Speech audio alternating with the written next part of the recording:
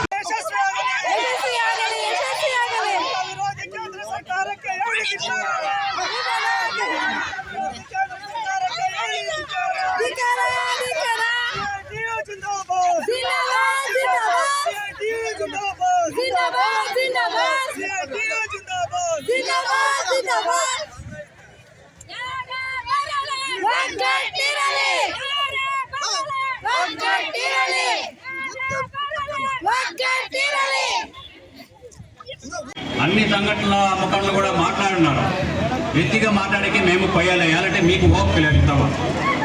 వేయాలంటే ఈ సమస్య మీకు అర్థమేం లేదు. వచ్చినది మేమేమిటి కింద రోడ్లో కూర్చోండాము అనే దానికి మీకు స్పష్టంగా అర్థం కావాలి. దయచేసి ఈ దేశంలో, భారతదేశంలో ఇప్పుడు 25 కోట్ల నుంచి బట్టి 30 కోట్ల జనాలు ఇట్లా రోడ్లో కూర్చోన్నారు. మీరు ఒకరే కాదు, బాగేపల్లిలో కూర్చోండి. వేయాలంటే కార్మికులకి కనిష్ట వేతనం కావాలని. కనిష్ట వేతనం అనేది మీకు తెలుస్తూ ఉన్నా. ఏం కనిష్ట వేతనం అంటే మీకు 25,000 నుంచి 35,000 వరకు తమ్ముడు కావాలని చెప్పిన దానికి ఈ పోరాటం. దయచేసి ఒక నెలకే 25,000 నుంచి 35,000 కావాలని చెప్పనేసి పోరాటం చేస్తూ ఉండేది మనమందరితో కూర్చొని. ఇక వేరే ఎవరికో వచ్చే రోగులకి ఇద్దరు కూర్చొని వచ్చేసి ఎక్కడ ఓపిక లేకుండా మీరు వెళ్ళిపోయారు కదా. దయచేసి తప్పు తెచ్చుకోతుంది. కనిష్ట వేతనం కావాలని. కనిష్ట వేతనం కావాలంటే మనం పోరాటం చేయాలి. పోరాటానికి ఎవరికి సిద్ధం లేదు. వచ్చిన దయచేసి మీకు అందరికీ సంతోషము. ఇప్పుడు కేంద్ర సర్కారం చెప్తున్నది ఏమంటే 8 గంటల నుంచి బట్టి 12 గంటలకి మీరు పని చేయాలని. అంటే 8 గంటలకు బట్టి రాత్రి 8 గంటలకు పని చేసి అవుతుంది. మనము అవుతుంది అని చెప్పండి. దాన్ని వ్యతిరేకించి ఈతో పోరాటం చేస్తూ ఉండేది. ఈ పోరాటం ఈ పొద్దుటే నిలిచిపోదు. ఇంకా ముందరికి కూడా చాలా తాగుతుంది.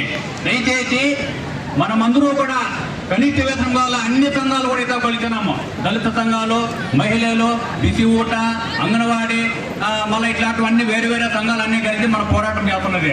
అదే అప్పుడే మా ముఖంలో మాట్లాడుతూ చెప్తా ఉండే డాక్టర్ బిఆర్ అంబేద్కర్ వాళ్ళు 28 కానూన్లు మనకి చేసి పెట్టిన రిజర్వేషన్ అది.